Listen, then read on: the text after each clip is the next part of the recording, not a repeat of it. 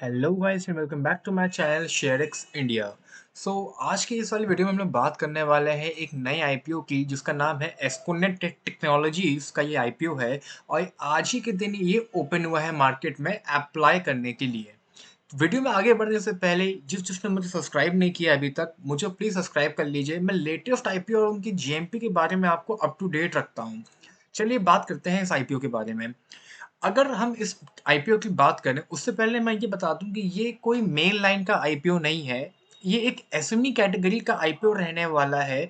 और क्योंकि एक एसएमई कैटेगरी का आईपीओ रहने वाला है तो इसका जो इशू साइज है वो भी बहुत ही छोटा यानी कि मात्र 28 करोड़ का ही इसका इशू साइज रहने वाला है।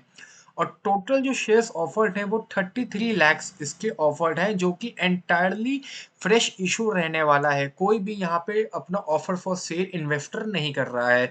पूरे के पूरे जो प्रमोटर हैं वही अपने यहाँ पे हिस्सेदारी बेच रहे हैं। अगर हम बात करें डेट लाइन की तो जो शेड्यूल हमें सामने देखने को मिल रहा है वो मिल रहा है 16 फरवरी यानी कि आज के दिन इस आईपीओ की एप्लीकेशंस के लिए आईपीओ ओपन हुआ है। और 20 फरवरी तक ये आईपीओ ओपन रहने वाला है अप्लाई करने के लिए। यानी कि 20 फरवरी यानी कि नेक्स्ट वीक ट्यूसडे तक ये आईपीओ अप्लाई कर सकते हैं आप। अलॉटमेंट इसकी 21 फरवरी को है और जो रिफंड है वो इसकी 22 फरवरी को है।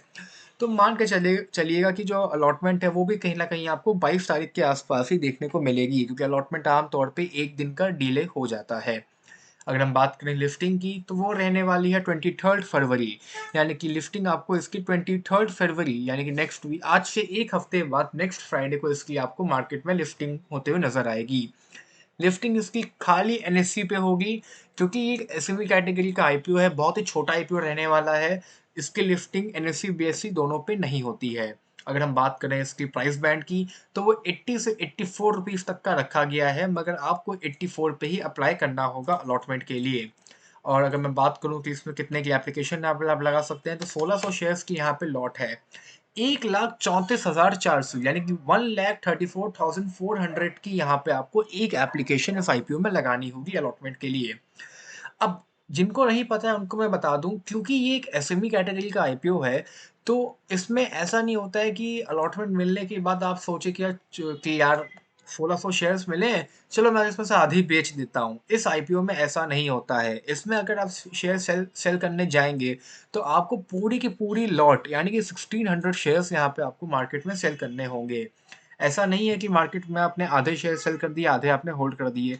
ऐसा इस आईपीओ में आप नहीं कर सकते हैं। अगर हम बात करें कंपनी के रजिस्ट्रार के बारे में तो कंपनी का जो रजिस्ट्रार है वो यहाँ पर रहने वाला है स्काईलाइन फाइनेंशियल सर्विसेज। यानी कि इनकी वेबसाइट पे आप जाके चेकआउट कर पाएंगे कि आपको अलॉटमेंट मिली है कि नहीं मिली है। अगर हम बात करें कंपनी के फाइनेंशियल्स के बारे में तो कंपनी का जो फाइनेंशियल है वो अब ये कंपनी कोई बहुत ओल्ड कंपनी नहीं है। तो कंपनी का जो फाइनेंशियल है वो लिमिटेड ही यहाँ पे अवेलेबल है।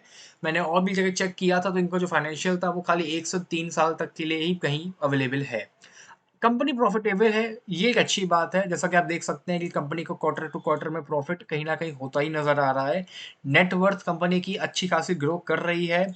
बोरोइंग इन्होंने खुद अपने पास से जितनी कम कर पा रहे हैं कर रहे हैं। बाकी जो मेन ऑब्जेक्टिव है इनका आईपीओ लाने का वो यही है ताकि इनकी जो बोरोइंग है वो उससे ये कम कर पाएं।